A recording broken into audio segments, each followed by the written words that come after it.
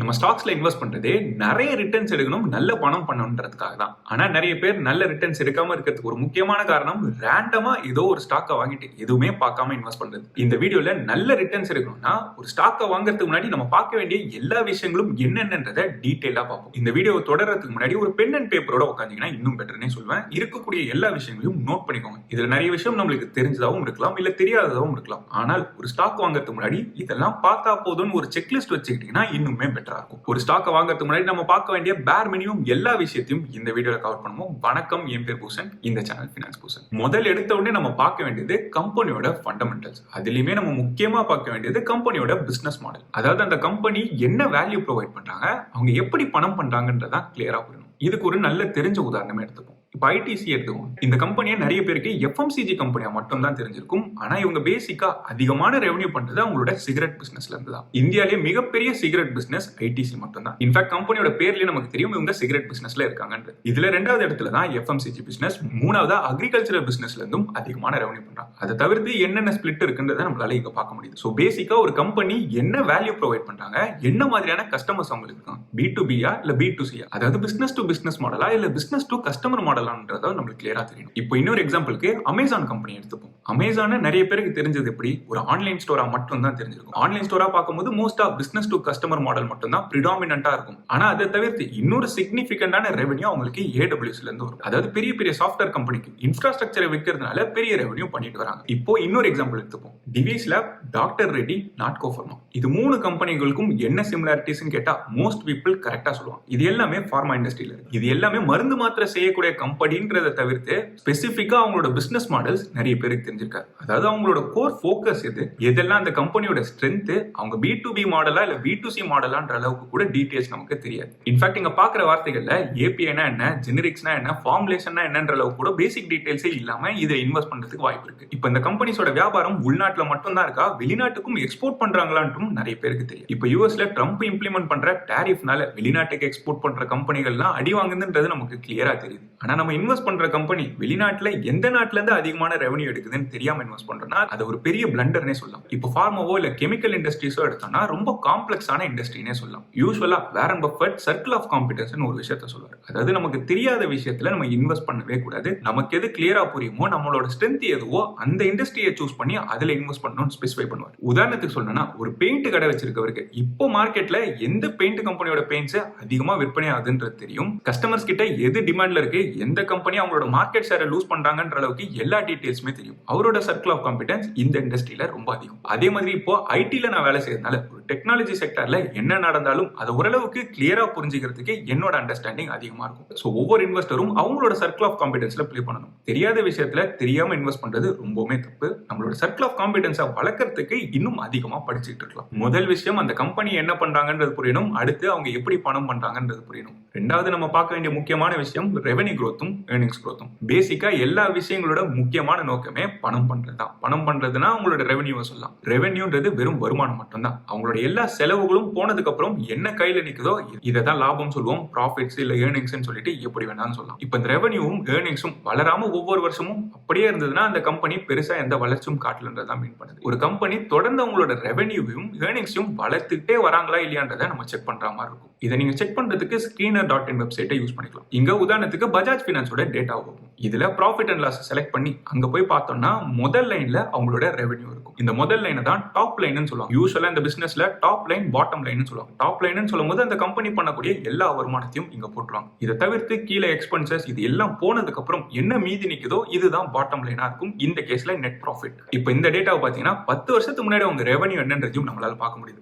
ஒவ்வொரு வருஷமும் தொடர்ந்து அவங்க கன்சிஸ்டன்டா ஏத்திட்டு வராங்கன்றதை நம்ம அப்சர்வ் பண்ணணும். கன்சிஸ்டன்டா ஏத்திட்டே வந்திருக்காங்க. 10 வருஷத்துக்கு அப்புறம் ரொம்ப சிக்னிபிகண்டாவே உயர்ந்திருக்கு. ரெவென்யூ மட்டும் உயர்ந்து அவங்களோட எக்ஸ்பென்சஸ் அதை விட கண்ணா பின்னான்னு உயர்ந்ததுன்னா அவங்களுக்கு ப்ராஃபிட்டே எல்லாம் வரும். அதனால அவங்களோட ப்ராஃபிட்டபிலிட்டியும் தொடர்ந்து வளருதான்றதை செக் பண்ணிக்கணும். இந்த கேஸ்ல 1000 கோடிக்கும் குறைவான ப்ராஃபிட்ஸ்ல இருந்து கிட்டத்தட்ட 15,000 கோடின்ற அளவுக்கு ப்ராஃபிட்ஸ் பண்ணிட்டு இருக்காங்க. 10 வருஷத்துல 15 மடங்கு அவங்க ப்ராஃபிட் உயர்ந்திருக்கு. இப்போ இந்த ப்ராஃபிட் growth பார்க்கும்போதும் சில கம்பெனிஸ்ல ஒரு பர்டிகுலர் பீரியடுக்கு மட்டும் திடீர்னு ஒரு ஸ்பைக்கை போட்டு அதுக்கப்புறம் எந்த லாப வளர்ச்சியும் காட்டலனா அவங்க இன்கன்சிஸ்டன்டா இருக்காங்கன்னு மீன் பண்ணுது. அப்படி இல்லைன்னா சில கேசஸ்ல இன்வெஸ்டர்ஸ்க்கு ரிசல்ட்டை காட்டணும்ன்றதுக்காக அப்படின்றதுக்காக அந்த பாயிண்ட்ல மட்டும் ஏதோ தப்பா பண்ணிருக்கலாம். சோ பெரும்பாலான கேஸ்ல தொடர்ந்து ஒவ்வொரு வருஷமும் நல்ல ரெவென்யூ growth-உம் earnings growth-உம் இருந்ததுன்னா அந்த கம்பெனி ஸ்டேபிளான கம்பெனி, ஓரளவுக்கு சாலிட் பிசினஸா இருக்காங்கன்னு சொல்லலாம். இதுக்கு அடுத்தது அந்த கம்பெனியோட ப்ராஃபிட் மார்ஜினை பார்க்கணும். ப்ராஃபிட் மார்ஜின் சொல்லும்போது ஒரு கம்பெனி 100 ரூபாய் ரெவென்யூ பண்ணுதுன்னா அதுல எவ்வளவு ரூபாய் ப்ராஃபிட்டா பண்றாங்கன்றதுதான் இந்த ப்ராஃபிட் மார்ஜின். உதாரணத்துக்கு 100 ரூபாய் ரெவென்யூல 20 ரூபாய் லாபம் பண்றாங்கன்னா 20% இவங்களோட மார்ஜின். இது எவ்வளவுக்கு எவ்வளவு அதிகமா இருக்கும் அந்த கம்பெனி ரொம்ப ஸ்ட்ராங்கா இருக்குன்றது மீன் பண்ணுது. உதாரணத்துக்கு இந்த சிடிஎஸ்எல் மாதிரியான கம்பெனி எடுத்தீங்கன்னா அவங்களோட ப்ராஃபிட் மார்ஜின் எக்கச்சக்கமா இருக்கும். ஏன்னா பெரும்பாலான ரெவென்யூ உங்களுக்கு ப்ராஃபிட்டா கன்வெர்ட் ஆயிடும். இப்போ பஜாஜ் பினான்ஸோட டேட்டாவே போய் பார்த்தோம்னா நெட் மார்ஜின்,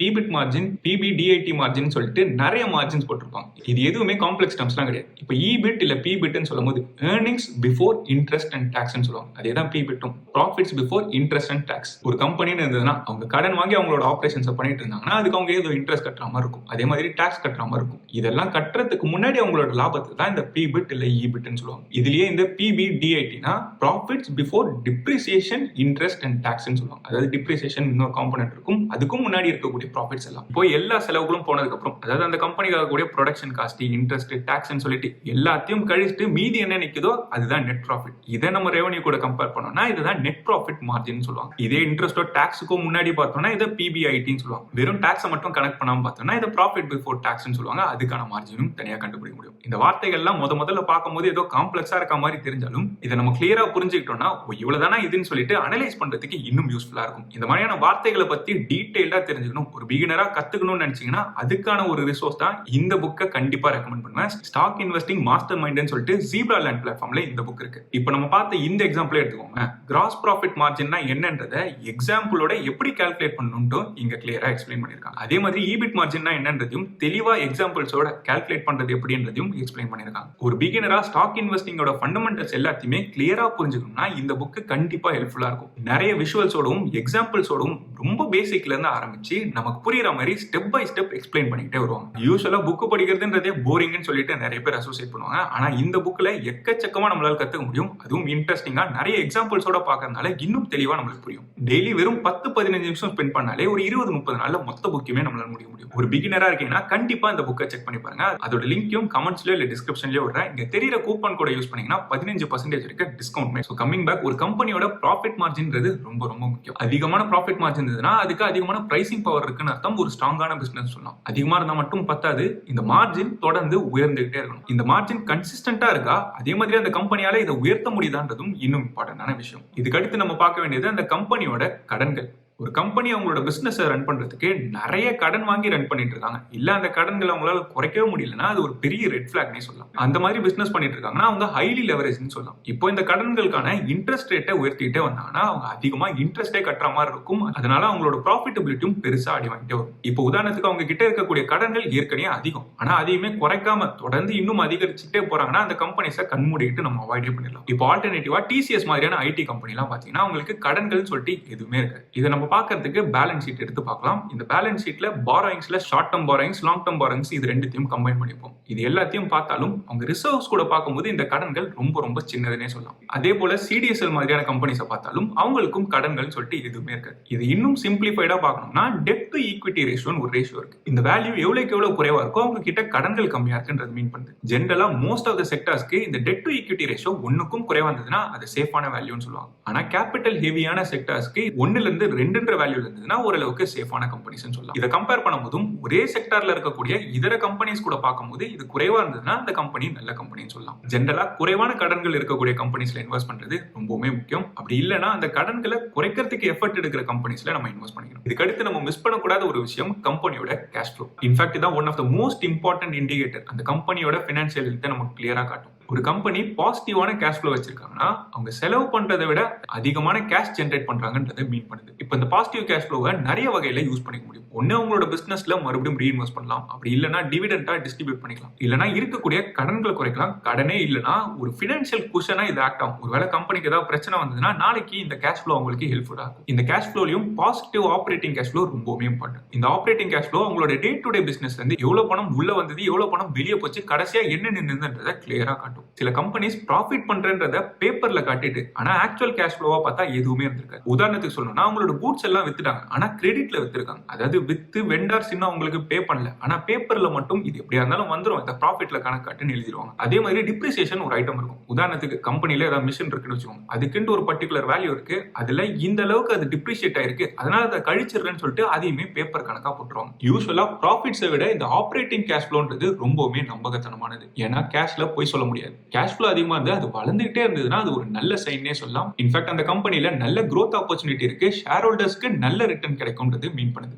இதுக்கு அடுத்தது நம்ம பார்க்க வேண்டியது ROE, ROC, அதாவது return on equity, return on capital employed. Return on ஈக்விட்டின்னு சொல்லும் போது ஷேர் ஹோல்டர்ஸோட ஈக்விட்டி வேல்யூக்கு எவ்வளவு ரிட்டர்ன் கொடுக்குறாங்கன்றதா மீன் பண்ணுது. அதே மாதிரி ROCன்னு சொல்லும் போது இந்த பிசினஸ்ல போடக்கூடிய கேபிட்டல் இருந்து என்ன அளவுக்கு ரிட்டர்ன் எடுக்க முடியுது, எவ்வளவு எஃபிஷியன்ட்டா ஆப்ரேட் பண்றாங்கன்றது மீன் பண்ணுது. இந்த ரெண்டு வேல்யூமே 15% மேல இருந்ததுன்னா ரொம்ப நல்ல வேல்யூன்னு சொல்லுவாங்க. அதுவும் எவ்வளவு அதிகமா இருக்கோ அந்த கம்பெனி பிசினஸை எஃபிஷியன்ட்டா ரன் பண்றாங்கன்றது மீன் ஆகுது. ஒன் டைம் வேல்யூ மட்டும் பார்க்காம கன்சிஸ்டன்ட்டா இந்த வேல்யூஸ் அதிகமா இருந்துட்டு இருக்கான்றதை நோட் பண்ணிக்கிறது இம்பார்ட்டன்ட். இன்ஃபேக்ட் இந்த ROE, ROC பத்தி தனியா டீடைலா இன்னொரு வீடியோவுமே போட்டிருக்கேன். ஸ்டாக் அனாலிசிஸ் மேட் ஈஸின்னு சொல்லிட்டு ஒரு சீரிஸே இருக்கு. இதுல ரொம்ப ஃபண்டமெண்டல்ஸா நம்ம தெரிஞ்சுக்க வேண்டிய எல்லா விஷயங்களும் பிளேலிஸ்டாவே இருக்கும். அந்த பிளேலிஸ்டுக்கான லிங்கை மேலேயோ இல்ல கீழேயோ கொடுக்குறேன், செக் பண்ணி பாருங்க. இது வரைக்கும் பார்த்த செக்லிஸ்ட் வச்சு அந்த கம்பெனி நல்ல கம்பெனியா இல்லையான்றதை நம்மளால இவாலுவேட் பண்ண முடியும். இப்போ இந்த செக்லிஸ்ட் உங்களுக்கு யூஸ்ஃபுல்லா இருக்குன்னு தோணுச்சுன்னா இந்த வீடியோவை இப்பவே லைக் பண்ணிருங்க. இந்த மாதிரியான இன்னும் யூஸ்ஃபுல்லான வீடியோஸை தொடர்ந்து பார்க்கணும்னா அந்த சப்ஸ்கிரைப் பட்டனையும் கிளிக் பண்ணிருங்க. இப்போ ஒரு நல்ல கம்பெனி நம்ம ஐடென்டிஃபை பண்ணாலும் அதை எந்த விலையில வேணாலும் நம்மளால போய் வாங்க முடியாது. இது நல்ல கம்பெனி, இது அதிகமான விலையில இருந்தாலும் நான் வாங்குவேன்னு சொல்லிட்டு வாங்கணும்னா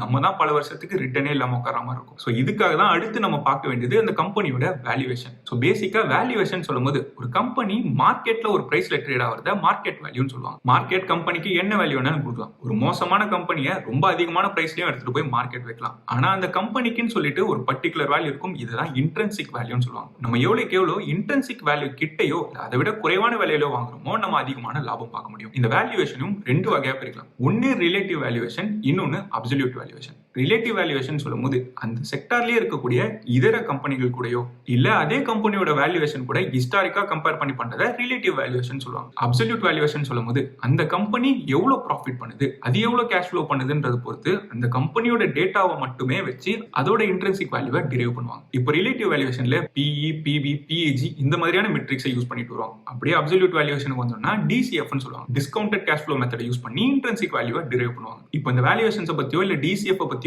இன்னும் டீடைலா தெரிஞ்சுக்கணும்னா இந்த புக்கை கண்டிப்பா செக் பண்ணி பாருங்க. இப்போ நான் எக்ஸ்பிளைன் பண்ண எல்லா விஷயமும் விஷுவலா எக்ஸாம்பிள்ஸோட இங்க டீடைலா கொடுக்கப்பட்டு ஒரு பிகினரா ஸ்டாக் மார்க்கெட் பத்தி கத்துக்கணும்னு யோசிக்கிறீங்கன்னா I would highly recommend this book. இதை ஜீப்ரா லேர்ன் பிளாட்ஃபார்ம்ல உங்களால பார்க்க முடியும். அதுக்கான லிங்க் கமெண்ட்லயும் டிஸ்கிரிப்ஷன்லயும் வைக்கிறேன். இப்போ இந்த வேல்யூவேஷன் கேம் மறுபடியும் வரும். இதுல ரொம்ப காமனா யூஸ் பண்ணக்கூடிய மெட்ரிக்ஸ் இந்த PE, PB, PEG ரேஷியோ. இது மூணுத்தையும் ரொம்ப சிம்பிளான எக்ஸாம்பிள்ல புரிஞ்சுப்போம். நீங்க ஒரு பிசினஸ் வாங்க போறீங்க. பிசினஸ்னு சொல்லும்போது ஒரு கடையோ இல்ல ஒரு ஃபேக்டரியோ அந்த மாதிரி ஏதோ ஒன்று அசியூம் பண்ணிக்கோங்க. அவங்க என்ன சொல்றாங்கன்னா மொத்தமா அந்த பிசினஸ் என்ன பண்றாங்களோ அதை அப்படியே உங்களுக்கு விற்கிறேன்னு சொல்றாங்க. அப்ப நம்ம என்ன தெரிஞ்சுப்போம், இந்த பிசினஸ் மாசம் இல்ல வருஷம் என்ன ப்ராஃபிட் பண்ணுதுன்றதை கேட்டுட்டு வரும். உதாரணத்துக்கு வருஷத்துக்கு 20 லட்ச ரூபாய் ப்ராஃபிட் கொடுக்குறேன்னு சொல்றாங்க. அப்ப நீங்க உங்க மைண்ட்ல இந்த அளவுக்கு ப்ராஃபிட் கொடுக்குதுன்னா ஒரு 1 கோடி ரூபாய் கொடுத்து இதை வாங்கலாம்னு யோசிச்சிருக்கீங்க. அப்படின்னா என்ன அர்த்தம், இந்த ப்ராஃபிட் கூட கம்பேர் பண்ணும்போது 5 மடங்கு அதிகமான விலை கொடுத்து வாங்கலான்றது உங்க மைண்ட்ல இருக்கு. இதைதான் பிரைஸ் டு ஏர்னிங்ஸ் ரேஷியோன்னு சொல்லுவாங்க. அந்த கம்பெனி பண்ணக்கூடிய லாபத்துக்கு இந்த விலை கரெக்டா இல்லையான்றதை கண்டுபிடிக்கிறதுக்கு இந்த PE ரேஷியோ உதவியா இருக்கும். அதாவது அதோட ப்ராஃபிட்ஸ் கூட பிரைஸ் கரெக்டா இருக்கான்றதை செக் பண்றோம். அதனாலதான் அதை பிரைஸ் டு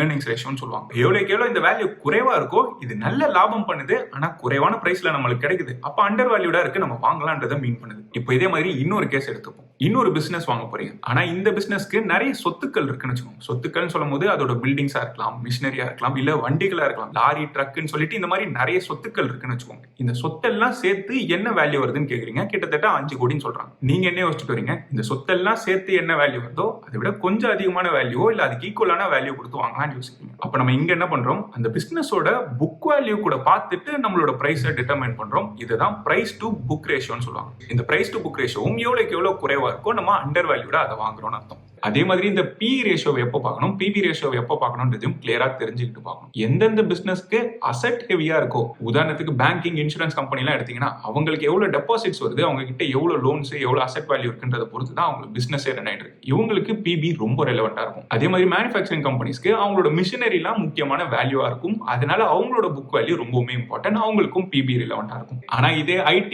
டெக்னாலஜி கம்பெனி எடுத்தீங்கன்னா அவங்களுக்குன்னு சொல்லிட்டு அசெட்ஸ் பெருசா எதுவும் இருக்கு. அதனால அந்த மாதிரியான கம்பெனிஸ்க்கு PB பார்க்கறதுல பெரிய பிரயோஜனம் கிடையாது. அவங்களுக்கு நம்ம ப்ராஃபிட்டை பார்த்து தான் இன்வெஸ்ட் பண்ணணும். அந்த கேஸ்ல வேல்யூவேஷனை புரிஞ்சுக்க PE ரேஷியோ ரொம்ப யூஸ்ஃபுல்லா இருக்கும். இந்த 2 வேல்யூவேஷன் மெட்ரிக்கை பார்க்கும்போதும் அதே செக்டார்ல இருக்கக்கூடிய இதர கம்பெனிஸ் கூட பார்த்து எது குறைவா இருக்கோ அது நல்ல வேல்யூடுன்றத அண்டர்ஸ்டாண்ட் பண்ணிக்கலாம். இல்லைன்னா நம்ம வாங்கணும்னு நினைக்கிற கம்பெனியோட ஹிஸ்டாரிக்கல் வேல்யூஸ் கூட கம்பேர் பண்ணியே அது கரெக்டான வேல்யூவேஷன்ல இருக்கா இல்லையான்றதை புரிஞ்சுக்கலாம். எப்பவுமே இந்த வேல்யூவேஷன் மெட்ரிக்ஸ் எவ்வளவு குறைவா இருக்கோ அது நல்ல வேல்யூ கொடுக்குதுன்னு மீன் பண்ணுது. இந்த டேட்டாவையும் screener.in வெப்சைட்லயே நம்மளால பார்க்க முடியும். சோ பேசிக்கா முதல்ல பார்த்த லிஸ்ட் ஒரு கம்பெனி நல்ல கம்பெனியா ஸ்ட்ராங்கான கம்பெனியான்றத புரிஞ்சுக்கிறதுக்கு உதவியா இருக்கும். அதே மாதிரி இப்போ நம்ம அதை வாங்கணும்னு முடிவு பண்ணோம்னா அடுத்து வேல்யூவேஷன்ஸை பார்த்து இந்த விலையில வாங்கலாமா இல்ல வெயிட் பண்ணுமான்றதை டிசைட் பண்றதுக்கு உதவியா இருக்கும். இதெல்லாம் பார்த்ததுக்கு அப்புறம் நம்ம செக் பண்ண வேண்டிய விஷயம் அந்த கம்பெனிக்கு ஏதாவது காம்படிட்டிவ் எட்ஜ் இருக்கான்னு பார்க்கணும். அதாவது அதே செக்மெண்ட்ல இருக்கக்கூடிய இதர கம்பெனிகள் கூட பார்க்கும்போது இது எக்ஸ்ட்ராவா ஏதாவது வேல்யூ கொடுக்குதா, இதுக்குன்னு சொல்லிட்டு ஏதாவது பேட்டர்ன்ஸ் இருக்கா, பிராண்ட் வேல்யூ இருக்கான்னு சொல்லிட்டு இந்த மாதிரி ஸ்பெஷலா அந்த கம்பெனிக்கு இருக்கக்கூடிய அட்வான்டேஜை புரிஞ்சுக்கணும். உதாரணத்துக்கு இப்போ போன்ஸ் எடுத்தீங்கன்னா ஆப்பிளுக்குன்னு சொல்லிட்டு ஒரு தனி பிராண்ட் வேல்யூ இருக்கு. இந்த மாதிரி ஒரு காம்படிட்டிவ் அட்வான்டேஜ் இருக்கான்றதை தெரிஞ்சுக்கிட்டு இன்வெஸ்ட். அடுத்து டிவிடெண்ட்ஸ்க்காக இன்வெஸ்ட் பண்ற ஒரு நபரா இருந்தீங்கன்னா அந்த கம்பெனி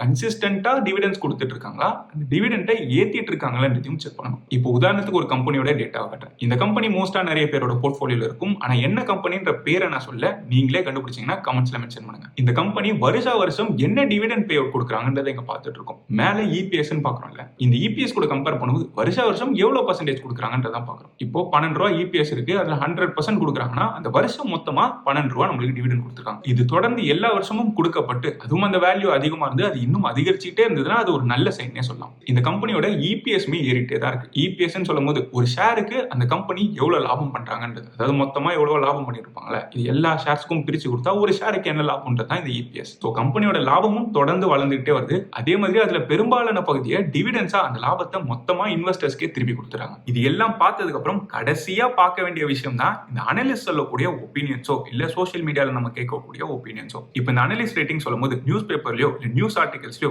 இந்த ஏஜென்சி இதுக்கு இந்த பை டார்கெட் இல்ல இந்த செல் டார்கெட் கொடுத்திருக்காங்க, இல்ல இந்த பைல இருந்து செல்லா குறைச்சிட்டாங்கன்னு சொல்லிட்டு நிறைய நியூஸ் நம்ம பார்த்துட்டே இருப்போம். இது எல்லாமே ஒப்பீனியன்ஸ் தான். மோஸ்ட் கேசஸ்ல அவங்க சொல்றது சுத்தமா கரெக்டா நடக்காது. அதனால அனலிஸ்ட் ரேட்டிங்ஸ் எல்லாம் பாக்குறோம்னா அதுல என்ன சொல்றாங்க, எதுக்காக சொல்றாங்கன்றதை மட்டும் புரிஞ்சுக்குமே தவிர அதை பொறுத்து எந்த டிசிஷனும் எடுக்கக்கூடாது. அதே மாதிரி யூடியூப்லயோ இல்ல இன்ஸ்டாகிராம்லயோ யாரோ வாங்கு வித்துருன்னு சொல்றாங்கன்னா அங்கேயுமே நமக்கு போதுமான டீடைல்ஸ் கிடைச்சாலும் கிடைக்கலனாலும் நம்மளோட ரிசர்ச்சை கிளியரா பண்ணிட்டு நமக்குன்னு நம்ம வச்சிருக்க செக்லிஸ்ட் எல்லாம் அது மீட் பண்ணுதான் பார்த்ததுக்கு அப்புறம் தான் இன்வெஸ்ட் பண்ணலாமான்ற டிசிஷனை எடுக்கணும். இது எல்லாத்தை விட இம்பார்ட்டன்டா ஸ்டாக் மார்க்கெட்ல இன்வெஸ்ட் பண்ண போறோம்னா நம்மளோட இன்வெஸ்ட்மெண்ட் கோல்ஸுக்கும் நம்ம எவ்வளவு வருஷம் இன்வெஸ்ட் பண்ண போறோம்ன்றதுக்கும் அது அலைன் ஆகுதா இல்லையான்றதை பார்த்துட்டு தான் இன்வெஸ்டே பண்ணணும். உதாரணத்துக்கு நியூஸ் பேஸ்டா ஏதோ ஒரு ஷார்ட் டர்ம் ட்ரேட் இருக்க போறீங்கன்னா இதை 6 மாசம் இல்ல 1 வருஷத்துக்கு மட்டும் தான் நான் ஹோல்ட் பண்ண போறேன், இந்த ரீசன்னால தான் நான் உள்ள போறேன், இந்த பாயிண்ட்ல நான் வெளியில வந்துடும் சொல்லிட்டு ஒரு ப்ராப்பரான இன்வெஸ்ட்மெண்ட் நரேட்டிவையும் தீசிஸையும் பில்ட் பண்ணிட்டு அதை நோட் பண்ணிட்டு அதுக்கப்புறம் தான் நம்ம வாங்கணும். இல்ல 10-15 வருஷம் என்னோட இன்வெஸ்ட்மெண்ட் கோல்னு யோசிச்சீங்கன்னா அதுக்கு இந்த ஸ்டாக் அலைன் ஆகுமான்றதை